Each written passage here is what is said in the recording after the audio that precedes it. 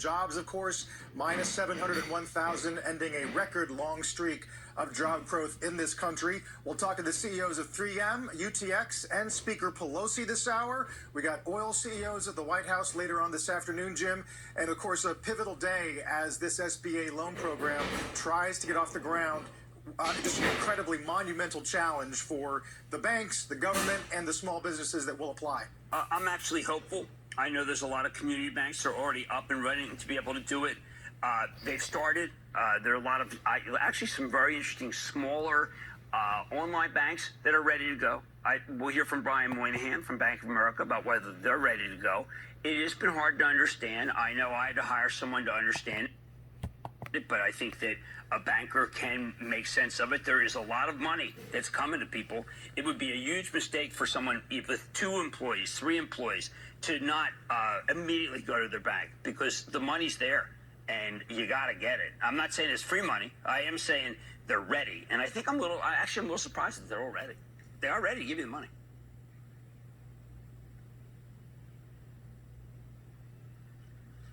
That's what I think. David? You disagree? Yeah, I'm here. I'm here, guys. Sorry. We're trying Jim, to establish this rhythm where who talks in what order. I know.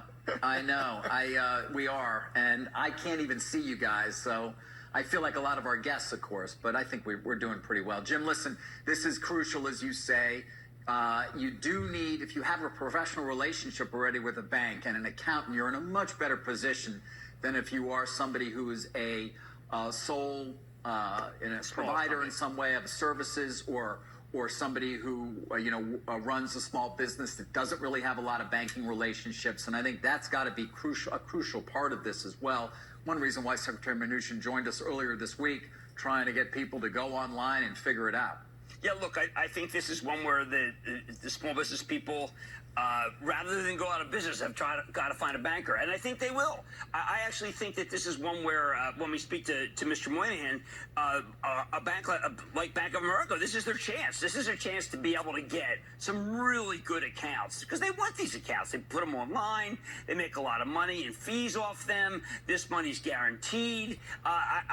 They're not going to get hurt on the loans. And this thing's done on the fly, and it's done very fast. And I know both the Democrats and Republicans wanted to have it. We'll speak to Speaker Pelosi. I know she very much wanted this. I know that there's a sense that it could be a run-amok program. The hell with it. This might go. These companies are going to go out of business without this. They're going to go out of business. I think that's a good...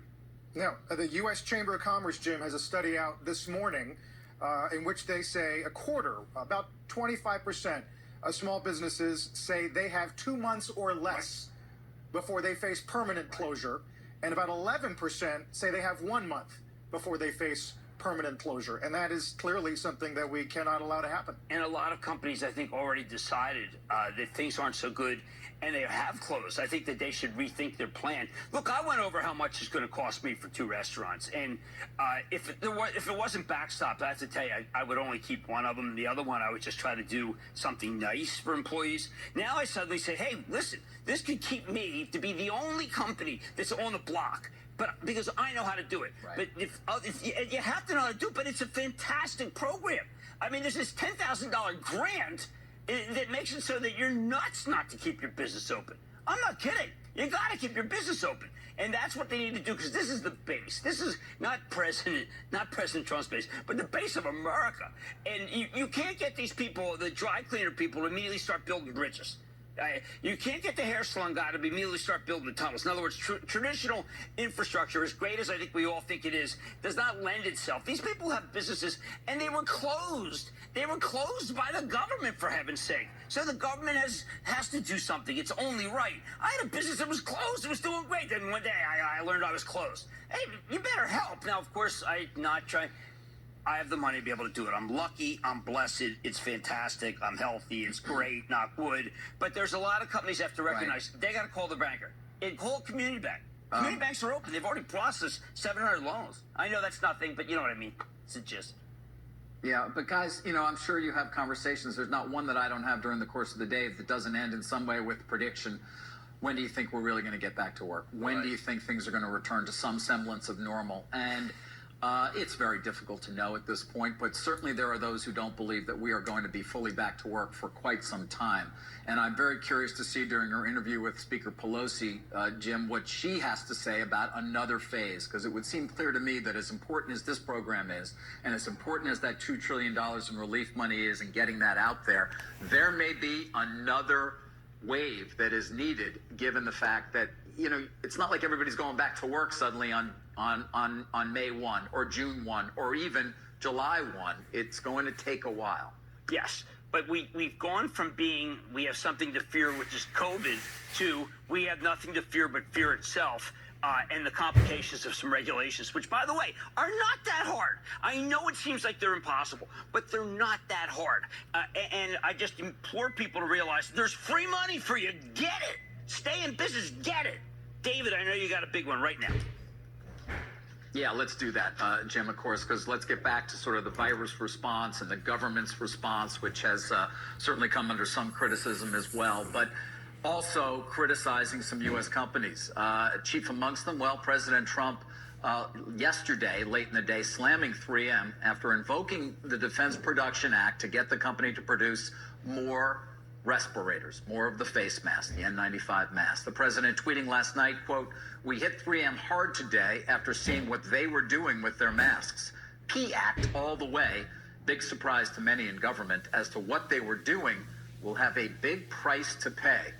Well, joining us now to respond to the president is the company's chairman and CEO, Mike Roman, of course, of 3M. Mike, good to have you with us again. And let me just thank you, let David. you Thank you, Jim, respond for if having you me on. can. Please respond to the tweet itself and to what you thought when you read that and heard that and what you have to say. Yeah, David, let me say this. The idea that 3M is not doing all it can to fight price gouging and unauthorized reselling is absurd.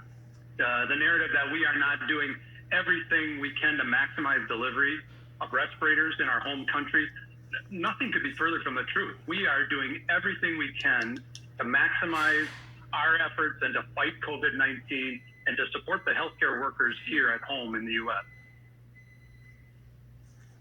And so what is going on here that they needed to invoke the Defense Production Act? I know you ship to Canada. I know you ship to Latin America. I know you are shipping from your manufacturing now in China and have vastly increased production from what was 16 million to as many as 32 million now. But why did the administration need to do this? Well, David, we are doing everything. We have increased our production, as you said, by millions and millions, and we are bringing more respirators in from China. We are net importing into the U.S., and we've been telling the administration for days and days. And it's important, David, that you understand we're more than happy to shift our overseas production to the U.S., but there are going to be consequences on a humanitarian level, as we are the sole and often the sole provider of those respirators in countries around the world, where we put manufacturing to support them in just this kind of circumstance. We will comply with DPA, and we are taking steps to increase our import where we have that ability. As the COVID-19 outbreak in China has subsided, we've been able to work to prioritize and allocate more products, get approval to bring product from China into the U.S., and we have 10 million now starting to ship, 10 million on a monthly level, starting to ship this week, and we're looking to expand from there. And we're anxious to work with the administration to do just that. In the meantime, we will comply with the Defense Production Act, and we will continue to expand our capacity and manufacturing in the U.S. as we have laid out, and we're going to double again what we're producing in the U.S. But you do indicate in your statement, Mike, that in fact this policy could end up hurting us. You say if you ceased all exports of respirators produced in the U.S., would likely cause other countries to retaliate and do the same. Some have already done that. And if that were to occur, the net number of respirators being made available to the U.S. would actually decrease. Do you really think that's a real possibility? Well, here's kind of how it lays out. We have a small portion of our respirator production in the U.S. that goes to Canada and Latin America. It's been a long-standing commitment to the healthcare workers in those countries, and we are the primary supply for them. And we are net importing with what we're bringing in from China.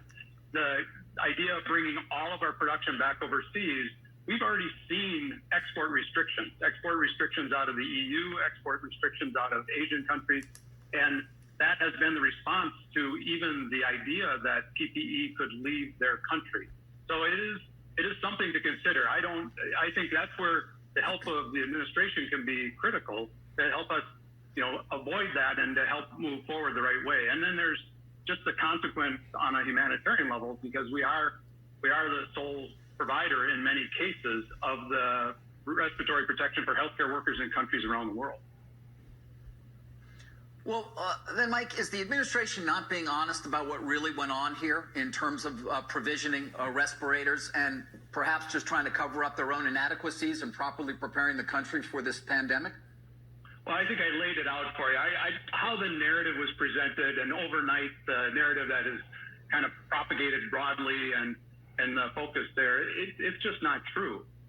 We are doing everything. The employees of 3M around the world are working around the clock, and in the United States to deliver and continue to increase. We saw this in January. We decided to double our production in January, long before anyone had called for a big step up in the United States. We engaged with the administration at the end of February and gave them very transparent about what we produce everywhere around the world, including the U.S., and with our plans. And we've been in constant discussions with them about how to best work with them, and we will continue to do that. We're working with FEMA right now very effectively to prioritize where our products go. So the narrative that we aren't doing everything we can as a company is just not true. Mike, Jim, how you been? I'm doing well, Jim. All right, you hang in there. But listen, there's an impression from the president's tweet that you like to say that they wanted you to do something for a long time.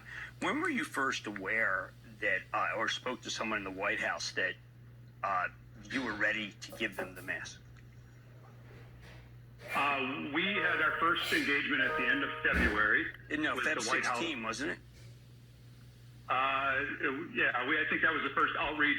By the last week of February, we had pulled together all the information that they were asking for and had delivered that, and that opened a pretty transparent relationship. And we had Vice President Pence visit us on March 5th at our headquarters here in the Twin Cities in Minnesota, and we had a great discussion.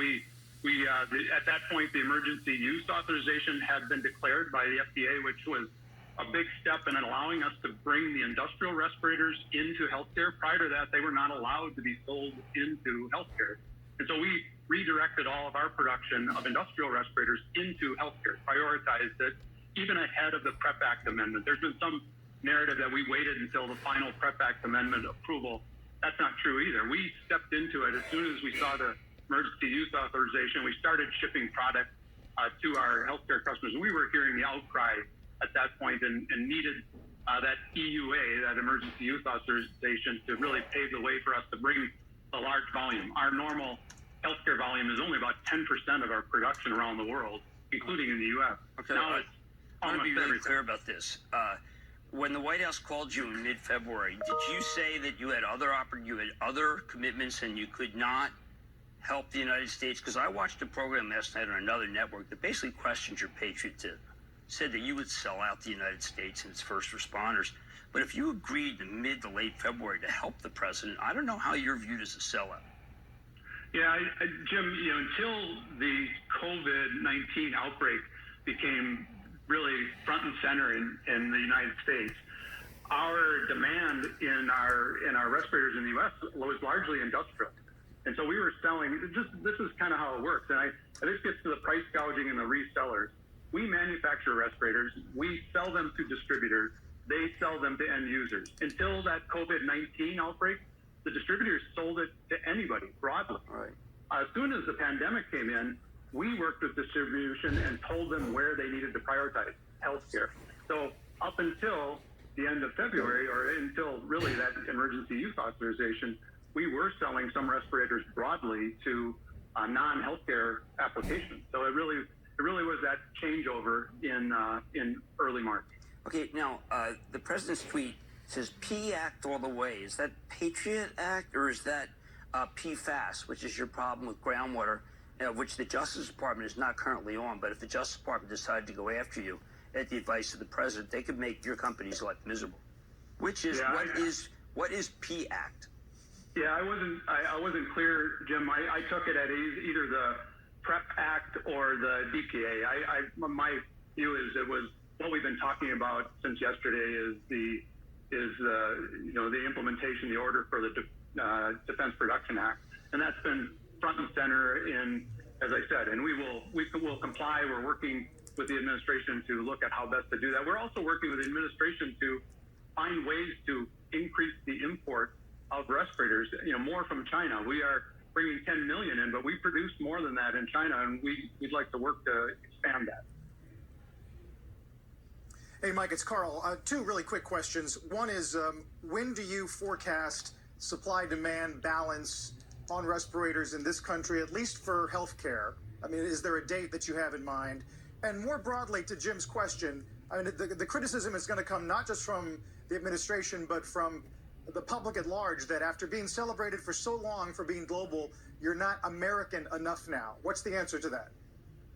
Well, just when you look at the balance, the increase in capacity that we've laid out, we are at 35 million respirators a month in the